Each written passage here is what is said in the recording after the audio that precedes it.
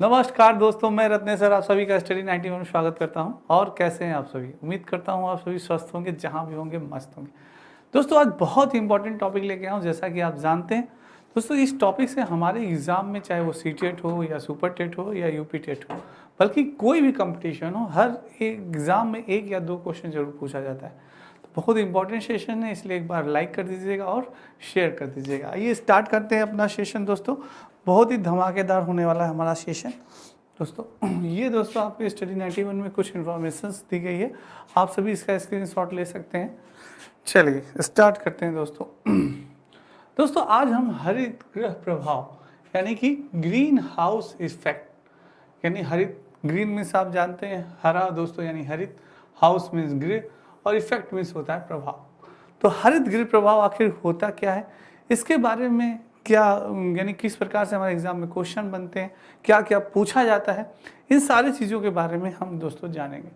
दोस्तों हम जानते हैं कि ये सूर्य जो होता है, सूर्य दोस्तों, हरित गृह हाउस की आखिर आवश्यकता क्यों पड़ी? दोस्तों जो हमारे बहुत से ऐसे राज्य हैं जहाँ पे ठंड बहुत ही ज़्यादा पड़ती है। ठंड प्रदेशों में दोस्तों क्या होता है, ठंड प्रदेशों में जो हमारे किसान भाई होते हैं, दोस्तों, तो वो अपने अनाज को उगाने के लिए, अनाज हुआ, सब्जी हुई दोस्तों, कुछ फूल हुए। दोस्तों आप जानते हैं कि किसान हर तरह से, कोई किसान अनाज पे, तो कोई फूल पे, तो कोई दोस्तों यानी कि अनाज का, फूल का, सब्जियों का, हर प्रकार से दोस्तों खेती करता है, आप जानते हैं, अपना जीवन यापन गुजारने के लिए दोस्तों। तो जहाँ पे बहुत ही ज़्यादा ठंड होती है, ठंड प्रदेशों में दोस्तों, तो वहाँ पे जब ज़्यादा ठंड हो जाती है और जब लोग इसकी खेती करते हैं, तो वहाँ पे जैसे कुछ पेड़ पौधे ऐसे होते हैं दोस्तों जिन्हें कि ऊष्मा की आवश्यकता बहुत ज़्यादा होती है। ऊष्मा इन द सेंस दोस्तों आप कर सकते हैं हीट की आवश्यकता बहुत ज़्यादा होती है। नहीं तो वो बहुत, अगर ठंड में रहेंगे तो वो पौधे क्या होंगे, खराब हो जाएंगे। तो इसीलिए ग्रीन हाउस की आवश्यकता पड़ी कि किस प्रकार से किसान भाइयों ने सोचा कि आखिर किस प्रकार से सूर्य की ऊष्मा को बरकरार रखा जाए, किस प्रकार से, कैसे कोई उपाय निकाला जाए। तब उन्होंने उपाय निकाला दोस्तों ग्रीन हाउस। क्या निकाला उपाय? Green house. उन्होंने क्या किया दोस्तों, ऐसे शीशों से भरा, यानी कि चारों तरफ एक शीशे से बड़ा घर बनाया। क्या बनाया? घर बनाया।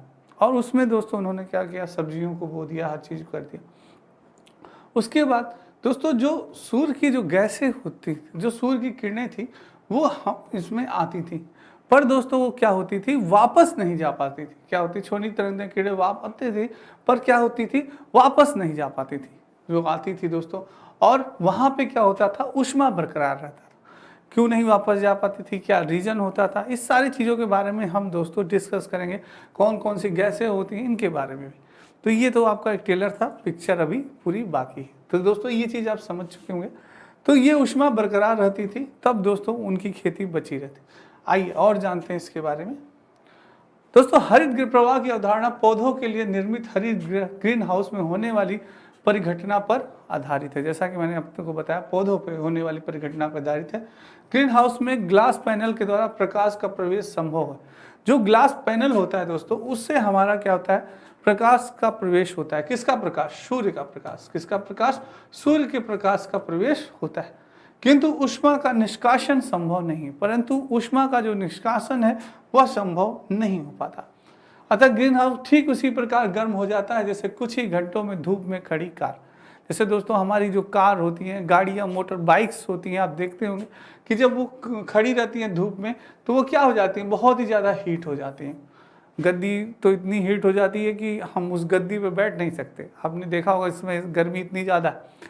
तो वो चीज़ है दोस्तों। उसी तरह से ग्रीन हाउस कांच की बनी संरचना होती है। ठंडे प्रदेशों में बहुत ही कम अवधि के लिए सूर्य का प्रकाश उपलब्ध होता है। जहाँ ठंडे प्रदेश हैं दोस्तों, वहाँ बहुत ही कम समय के लिए सूर्य निकला और बहुत ही जल्दी क्या हो जाता है, अस्त भी हो जाता है।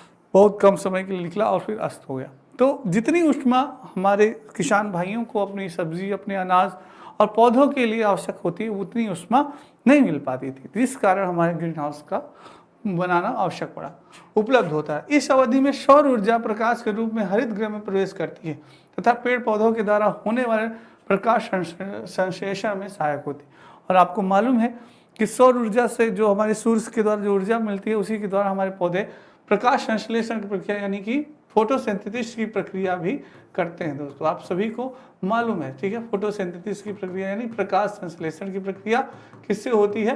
पौधों सूर्य के प्रकाश से ही स्टार्ट होती है, ठीक है दोस्तों। नेक्स्ट चलते हैं। प्रकृति के नियमानुसार सौर विकिरण प्रकाश की ऊर्जा ताप ऊर्जा में परिवर्तित होकर अवरक्त किरणों के रूप में हरित गृह के कांच से बाहर निकलने का प्रयास करती है, परंतु हरित गृह में उपस्थित CO2 के कारण निकलने में वह असमर्थ हो जाती है। आप सभी देखे देखो कि जो घास वो जो घर बना होता है, आपने अभी देखा जो घर बना होता है दोस्तों, ये घर है, इसमें हमारे जो सूर्य की प्रकाश की जो किरणें होती हैं वो आती हैं और इसमें वो हो जाती हैं दोस्तों। पर जो हमारे CO2 गैस होता है, CO2 गैस यानी कार्बन डाइऑक्साइड दोस्तों, कार्बन डाइऑक्साइड गैस के कारण वो गैसें क्या होती हैं, वो बाहर नहीं निकल पाती दोस्तों। क्या होता है? रिफ्लेक्शन नहीं होता, सूर्य की किरणें आती तो हैं पर बाहर नहीं हो जाती और कुछ हमारे इन पौधों के द्वारा अवशोषित की जाती है। क्या कर ली जाती है? पौधों के द्वारा अवशोषित की जाती है दोस्तों, जिससे कि ये प्रकाश संश्लेषण की प्रक्रिया करते हैं। तो दोस्तों वो भी हीट हो जाता है हमारा, ठीक है। नेक्स्ट चलते हैं।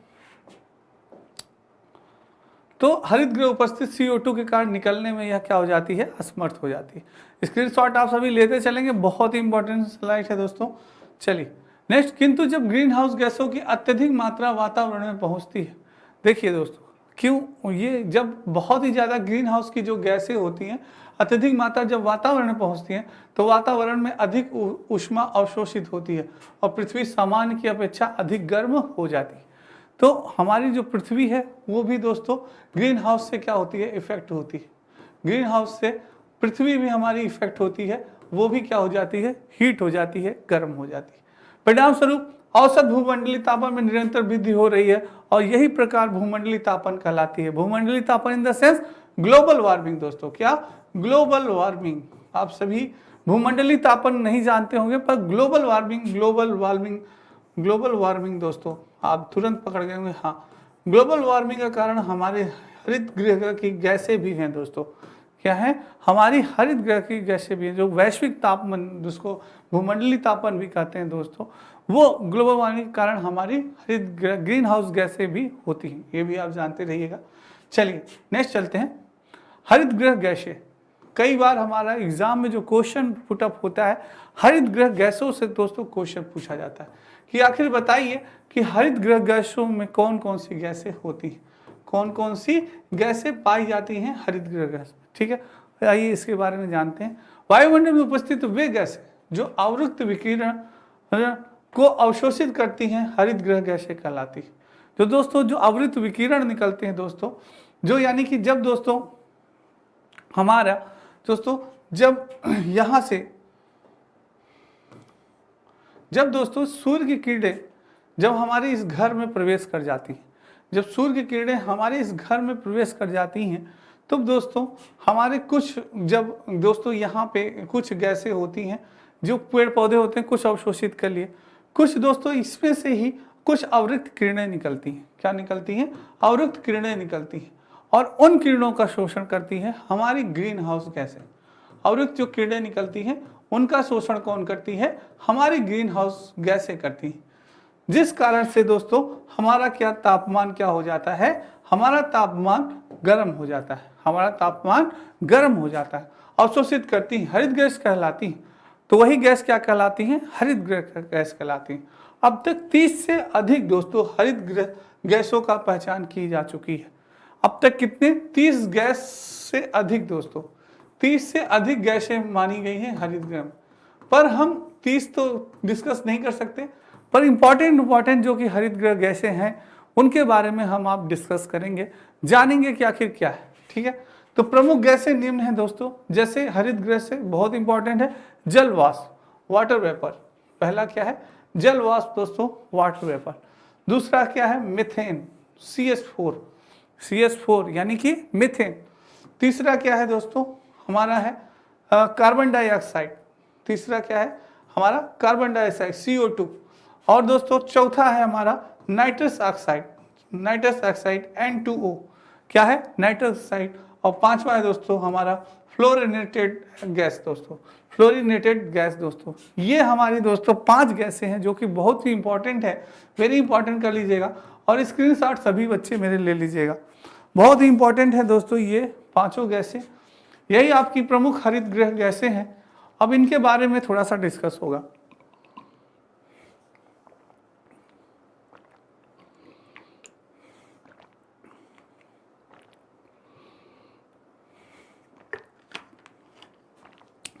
दोस्तों कॉपी कलम लिए रहिएगा, जितना आप चीज़ों को लिखेंगे उतना आपको याद होगा। अगर आप लिखेंगे नहीं तब आप भूल जाएंगे चीज़ों को। क्या कि हरित गृह गैस कैसे, क्वेश्चन कैसे बनता है, क्वेश्चन आपसे पूछेगा बताइए इनमें से कौन हरित गृह गैस है, इनमें से कौन हरित गृह गैस है, हरित गृह गैस है, गैस है। आपसे क्वेश्चन पूछेगा, ऑप्शन ए दे दिया, ऑप्शन ए दे देगा दोस्तों आपका मीथेन, मीथेन। बी दे देगा ऑक्सीजन, ऑक्सीजन। सी दे देगा ए और बी, डी दे देगा इनमें से कोई नहीं। ऐसे आपसे ऑप्शन दे देगा, और भी ऑप्शन दे सकता है। और आपसे पूछेगा बताइए कौन सी इनमें से ग्रीन है। या तो आप सबको दे देगा 3-4 गैस दे दिया, जैसे कि जलवाष्प दे दिया, ऑप्शन कार्बन डाइऑक्साइड, मीथेन दे दिया, और एक दे दिया ऑक्सीजन। अब पूछ लेगा बताइए इनमें से कौन सी हरित गृह गैस नहीं है। तो दोस्तों आपको पूछ भी सकता है कौन सी गैसें हैं, कौन सी नहीं है, दोनों ऐसे ही गुस्सा आपसे पूछेगा। तो इसमें हमारी कौन सी है, मीथेन है। कौन सी है दोस्तों, मीथेन। तो ऐसे क्वेश्चन आपसे एग्जाम में पूछे जाते हैं, चाहे सीटेट हो चाहे कंपटीशन एग्जाम। तो चलिए नेक्स्ट चलते हैं कि आखिर जानते हैं दोस्तों, ये आपके कुछ स्टडी 91 में दोस्तों कुछ किताबें हैं, पुस्तकें दी गई हैं, आप सभी स्क्रीनशॉट ले सकते हैं। चलिए नेक्स्ट चलते हैं, जलवाष्प। पहली बात करते हैं दोस्तों वाटर वेपर की।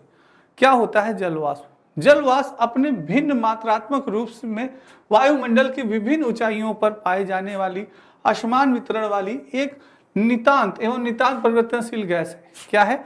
एक नितांत परिवर्तनशील गैस होती है दोस्तों ये, और यह निम्न अक्षांशों से उच्च अक्षांशों की ओर जाने पर इसमें कमी देखी जाती है।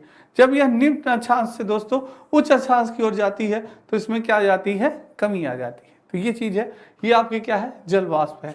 ठीक है, नेक्स्ट है जलवाष्प CO2 की तरह वायुमंडल में स्थायी नहीं रहती। ये point noted my student, CO2 की तरह यह स्थायी नहीं रहती, और क्योंकि यह जल चक्र द्वारा वर्षा, आर्द्रता तथा हिम के रूप में परिवर्तनशील होती रहती है। और कार्बन डाइऑक्साइड जो होती है दोस्तों, ये हमारे वायुमंडल में अस्थायी गैस मानी जाती है। क्या मानी जाती है? अस्थायी गैस मानी जाती है, याद रखिएगा। बल्कि अस्थायी गैस हमारी कौन होती है? जलवाष्प होती है, याद रखिएगा। यह जलवाष्प अस्थायी होता है। चलिए नेक्स्ट चलते हैं, अब बात करते हैं कार्बन डाइऑक्साइड की, जो कि वेरी इंपॉर्टेंट। कार्बन डाइऑक्साइड आपका बहुत इंपॉर्टेंट है। जीवाश्म ईंधन के दहन, ठोस अपशिष्ट, पेड़ एवं लकड़ी के उत्पादों आदि के जलने से जो दोस्तों जीवाश्म ईंधन होते हैं, जैसे ठोस अपशिष्ट हो गए, पेड़ हो गए, लकड़ी हो गए आदि के जलने से जो उत्पन्न कार्बन डाइऑक्साइड वातावरण में प्रवेश करती है, वही दोस्तों क्या होता है, हमारा कार्बन डाइऑक्साइड होता है। इसके अतिरिक्त यह कुछ रासायनिक क्रियाओं जैसे सीमेंट निर्माण से भी उत्सर्जित होती है। जो चीज़ें हम जलाते हैं और दोस्तों जो सीमेंट से निर्मित हम कुछ चीज़ों को बनाते हैं, उससे हमारा क्या होता है, कार्बन डाइऑक्साइड हमें प्राप्त होता है। केवल CO2 गैस ही ग्रीन हाउस प्रभाव के 60% हेतु उत्तरदायी है। सोचिए, यानी सबसे अधिक दोस्तों कौन प्रभावित करती है ग्रीन हाउस को? 60%, वो होती है हमारी कार्बन डाइऑक्साइड, यानी कि CO2 दोस्तों, यही सबसे ज्यादा प्रभावित करती है। ठीक है, उत्तरदायी होती है। नेक्स्ट है, नेक्स्ट हमारी आती है दोस्तों मीथेन। कौन सी है? मीथेन। मीथेन की बात करें तो CO2 के बाद मीथेन वायुमंडल में दूसरी सबसे महत्वपूर्ण हरित गृह गैस होती है। वायुमंडल में ये क्या होती है? मीथेन होती है, जो ग्रीन हाउस प्रभाव में 20% योगदान करती है। यह ग्रीन हाउस प्रभाव में कितना करती है? 20% गैस प्रदान करती है। मीथेन का उत्सर्जन विभिन्न जीवाणुओं एवं पशुओं द्वारा एक प्राकृतिक गैस के रूप में होता है। वातावरण में मीथेन की मात्रा पिछले 3 दशकों से 2 गुणों से भी अधिक हो चुकी है। तो यानी मीथेन गैस हमें कहाँ से प्राप्त होती है? मीथेन हमें दोस्तों प्राप्त होती है पशुओं, जीवाणुओं एवं पशुओं के द्वारा एक प्राकृतिक गैस के रूप में पड़ती है। दोस्तों आपने देखा होगा गाय और भैंस, गाय भैंस दोस्तों आपने देखा ना, मुंह को हमेशा चलाते रहते हैं। क्या करते हैं, अपने मुंह को हमेशा चलाते रहेंगे। जैसे गांव की भाषा में उसे कहना पगुरा रही है, पगुरा रही। भैंसिया क्या कर रही है भैया, पगुरा रही। गैया क्या कर रही है भैया, पगुरा रही है। तो जो पगुराती है दोस्तों ना, तो मुंह जो चलाती है, उससे भी मीथेन गैस की प्राप्ति होती है दोस्तों। वो इसलिए करती है, वो अपनी पाचन क्रिया को दोस्तों, अपनी जो जो खाई रहती है उसको सॉरी, जो भोजन वो खाई होती है दोस्तों, उस भोजन को पचाने के लिए दोस्तों वह क्या करती है, पगुराती है या अपने मुंह को चलाती रहती है बार बार। आप देखते होंगे गाय भैंस बहुत आराम से जब खा लेते हैं तो खड़े होकर खूब बढ़िया से मुंह को अपने चलाते हैं। तो वो दोस्तों अपनी पाचन क्रिया को सही करने के लिए, अपने खाने को पचाने के लिए वो ऐसी क्रिया करती हैं। उससे भी दोस्तों मीथेन गैस उत्सर्जित होती है, याद रखिएगा, कई बार एग्जाम में पूछा गया है ये दोस्तों। ठीक है, नेक्स्ट चलते हैं, nitrous oxide N2O। Nitrous oxide की बात करें, ये आखिर कहाँ से प्राप्त होती है। नाइट्रस ऑक्साइड एक ट्रेस गैस है जिसकी मात्रा वायुमंडल में 5 से 10% की दर से बढ़ रही है। अपेक्षाकृत कम मात्रा में मौजूद होने के बाद भी वैश्विक तापमान में इसका 6% योगदान माना जाता है। नाइट्रस ऑक्साइड को दोस्तों लॉफिंग गैस भी कहा जाता है। क्या कहा जाता है, लॉफिंग गैस भी कहा जाता है। यह गैस दोस्तों, जैसे भीड़ हुई तो उस भीड़ को कंट्रोल करना है, वो करना है, तो यही गैस छोड़ दी जाती है, सब लोग हंसना शुरू कर देते हैं, एकदम पागल ते लगेगा, अरे यार ये तो हंस रहे हैं, सभी लोग बिना बात के हंसेंगे दोस्तों, मार पड़ रही फिर भी हंस रहे हैं।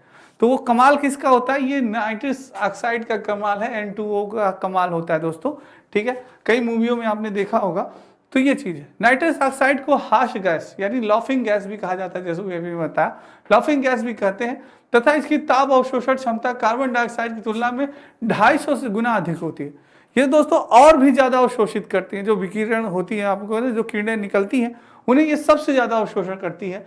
बायोमास के जलने, नाइट्रोजन युक्त उर्वरक के अंधाधुंध प्रयोग, विभिन्न कृषि कार्य, अतिवाहनीकरण के कारण इसकी सांद्रता वायुमंडल में निरंतर बढ़ रही। ये किससे उत्पन्न होती है दोस्तों, जो बायोमास जलता है, नाइट्रोजन युक्त उर्वरक होते हैं, अंधाधुंध जो हम लोग प्रयोग करते हैं, और विभिन्न कृषि कार्य हेतु जो हम दोस्तों कार्य करते हैं, और जो वाहन दोस्तों चलाते हैं, वाहनों से निकलने वाले धुएं, ये सब क्या है दोस्तों, ये हमारे N2O यानी नाइट्रस ऑक्साइड गैस को दोस्तों बढ़ावा दे रहे हैं। ठीक है, नेक्स्ट चलते हैं, फ्लोरिनेटेड गैस दोस्तों। फ्लोरिनेटेड गैस दोस्तों, ये गैस मानव निर्मित गैसों का समूह है। ये क्या है, ये मानव निर्मित गैसों का समूह है जिनका उपयोग विभिन्न औद्योगिक क्रियाओं में होता है। किस में होता है, विभिन्न औद्योगिक क्रियाओं में होता है। वैश्विक तापमान में इसका कितना योगदान है, इसका 14% योगदान है। इसका कितना है, 14%, बहुत ज्यादा नहीं है इनका योगदान है। वातावरण में इसका उत्सर्जन ओजोन विघटनकारी पदार्थों यानी CFC, क्लोरोफ्लोरोकार्बन, जो कि दोस्तों क्लोरोफ्लोरोकार्बन हमारी ओजोन परत, आप सभी जानते हैं, जो हमारी ओजोन परत होती है उसको क्षरण में यानी उसके विध्वंस में, उसके क्षरण में, उसके विध्वंस में हमारे सबसे ज्यादा अगर किसी का गैस का योगदान है तो वो है CFC दोस्तों, क्लोरोफ्लोरोकार्बन। इसी गैस के कारण हमारे ओजोन परत का दोस्तों क्या हो रहा है, क्षरण हो रहा है, यानी विघटन हो रहा है, ओजोन परत को सबसे ज्यादा क्षति पहुंच रही है, तो CFC गैस के कारण। ठीक है, ये चीज है के प्रचालन के रूप में तथा अनेक औद्योगिक प्रक्रिया जैसे एल्युमिनियम एवं अर्धचालकों के निर्माण के दौरान होता है दोस्तों। एल्युमिनियम हो गया, अर्धचालक आदि के निर्माण के रूप में यह किया जाता है। ठीक है, चलिए नेक्स्ट चलते हैं दोस्तों। नेक्स्ट चलते हैं दोस्तों, ये सारी जो गैसें थी, आपको मैंने जो सारी गैसें आपको बताई दोस्तों, जैसे मैंने अभी आपको दोस्तों जलवाष्प बताया, CH4 बताया, फ्लोरिनेटेड गैस बताया, नाइट्रस ऑक्साइड बताया, कार्बन डाइऑक्साइड, ये सारी गैसें दोस्तों, ये सारी गैसें जो होती हैं, ये हमारी जो दोस्तों, ये जो हमारी गैस होती हैं, ये दोस्तों हमारी वायुमंडल में फैली होती हैं। किस में फैली होती है, वायुमंडल में फैली होती है, वायुमंडल में फैली होती है। जैसे CO2 हो गया, N2O हो गया, NO2 हो गया, नाइट्रस ऑक्साइड हो गया दोस्तों, मीथेन हो गया, मीथेन हो गया, मीथेन हो गया, और कौन सी गैस थी आपकी, मीथेन हो गया, और दोस्तों कौन सी थी आपकी, मीथेन हो गया, मीथेन हो गया, फ्लोरिनेटेड गैस, नाइट्रस ऑक्साइड, जलवाष्प, fluorinated gas, fluorinated gas, fluorinated gas, fluorinated gas, gas. तो ये फ्लोरिनेटेड गैस दोस्तों, तो ये दोस्तों हमारी गैस हो गई nitrous oxide NO2, CO2 carbon dioxide, methane और दोस्तों फ्लोरिनेटेड गैस। तो ये गैसेस जो होती हैं दोस्तों, जब यहाँ से दोस्तों जब ये चीज़ें हीट हो जाती है, जब ये हीट हो जाती है, कोई भी दोस्तों बॉडी जब हमारी हीट हो जाती है तो कुछ दोस्तों किरणों को हम क्या करते हैं, निकालते हैं।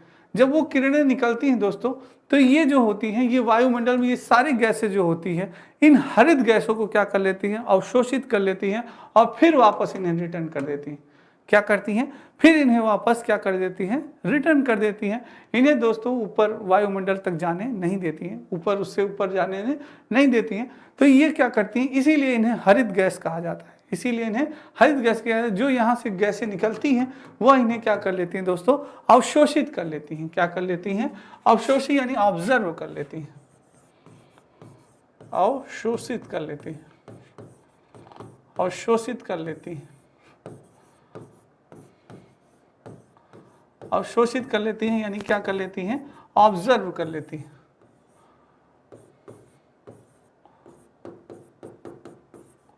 ऑब्जर्व कर लेती हैं दोस्तों, जिससे कि हमारा वायुमंडल क्या हो जाता है, और भी ज़्यादा गर्म हो जाता है। क्या हो जाता है दोस्तों, हीट हो जाता है, और भी ज़्यादा गर्म हो जाता है। जिस कारण से दोस्तों मैंने अभी आपको बताया कि हमारे ग्लोबल वार्मिंग का कारण भी हमारी ये कुछ हमारी ग्लोबल वार्मिंग का कारण भी दोस्तों हमारी यानी कि ये ग्रीन हाउस गैसें भी होती हैं, जिस कारण से हमारा वातावरण और भी ज़्यादा क्या होता है, गर्म होते जा रहा है दोस्तों। हमारा वायुमंडल क्या होते जा रहा है, हीट होते जा रहा है, जिससे हमें काफ़ी परेशानी, काफ़ी दिक्कतें होती हैं। पर ठंड प्रदेशों में हमारे इन्हीं पौधों को इस इस हरित गैसों से बहुत ही ज़्यादा फायदा होता है, क्योंकि दोस्तों जब ये ऊष्मा बरकरार रहती है तो हमारे जो पौधे हैं वो काफ़ी ज़्यादा उपजाऊ होते हैं, बहुत ही ज़्यादा, यानी कि वो बहुत ही जल्दी ग्रोथ करते हैं, सारी चीज़ें बहुत ही तेज़ी से बढ़ती है। तो दोस्तों वो हमारे किसान भाइयों के लिए बहुत ही ज़्यादा क्या होती है, उपयोगी होती है। तो आप सभी याद रखिएगा, सबसे ज़्यादा इम्पोर्टेंट है ये हरित गृह गैस। दोस्तों इन पांचों गैसों को आपको मालूम होना चाहिए ये कौन कौन सी हमारी गैस हैं। वाटर वेपर जलवाष्प है, और दोस्तों जलवाष्प है। दूसरा हमारा क्या है, कार्बन डाइऑक्साइड है। दूसरा क्या है हमारा, कार्बन डाइऑक्साइड है। तीसरा क्या है हमारा, मीथेन है। चौथा नाइट्रस ऑक्साइड है, और पांचवा फ्लोरिनेटेड गैस है। ये चारों पांचों गैस बहुत ही इंपॉर्टेंट है। आपके एग्जाम में ये दोस्तों ही पूछी जाएंगी। जो एग्जाम में क्वेश्चन में एग्जाम सीटेट हुआ, यूपी टेट हुआ, सीटेट हुआ, यूपी टेट हुआ, कोई भी क्वेश्चन है दोस्तों, कोई भी एग्जाम है, कोई भी दोस्तों, all competitive exam, all competitive exam दोस्तों, कोई भी कॉम्पिटिटिव एग्जाम है आपका, हर कॉम्पिटिटिव एग्जाम में यहाँ से प्रश्न पूछा जाता है। हरित गृह से एक या दो क्वेश्चन जरूर पूछा जाएगा। ठीक है दोस्तों, तो इसलिए ये आपके लिए बहुत ही इंपॉर्टेंट है। इसको आप स्क्रीनशॉट ले लीजिएगा। एक बार दो बार अगर आप गैसों को नोट करेंगे नाम, कार्बन डाइऑक्साइड हो गई, मीथेन हो गई, नाइट्रस ऑक्साइड हो गई, फ्लोरिनेटेड हो गई, ये दोस्तों थोड़ा टफ है, फ्लोरिनेटेड गैस हो गई, और आपका जल वाष्प हो गया। ठीक है, तो वाटर वेपर, ये दोस्तों 3-4 बार आपने लिखा चीज़ों को तो आपको चीज़ें याद हो जाएं, क्योंकि लिखत करत करत अभ्यास थे, जन्मत हो सुजान, रसरी आवत जाते, सिल पे पड़त निशान। तो इसलिए दोस्तों मेहनत करिए, प्रैक्टिस करिए, सफलता जरूर आपको मिलेगी दोस्तों। ठीक है, चलिए दोस्तों, ये स्टडी 91 में कुछ इंफॉर्मेशन दी गई है। आपके मॉडर्न हिस्ट्री का इंडिविजुअल बैच नितिन सर का स्टार्ट हो चुका है, और ये आपकी ई बुक्स हैंड राइटिंग लिखिए, अगर सभी को लेना है तो आप ले सकते हैं दोस्तों। ठीक है, बहुत ही इंपॉर्टेंट बैच है ये, आपके लिए बहुत ही इंपॉर्टेंट है। आप अगर किसी भी कॉम्पिटिशन्स की तैयारी कर रहे हैं तो ये आपके लिए बहुत ही लाभदायक। तो दोस्तों उम्मीद करता हूँ आज की क्लास आप सभी को बहुत ही अच्छी लगी होगी।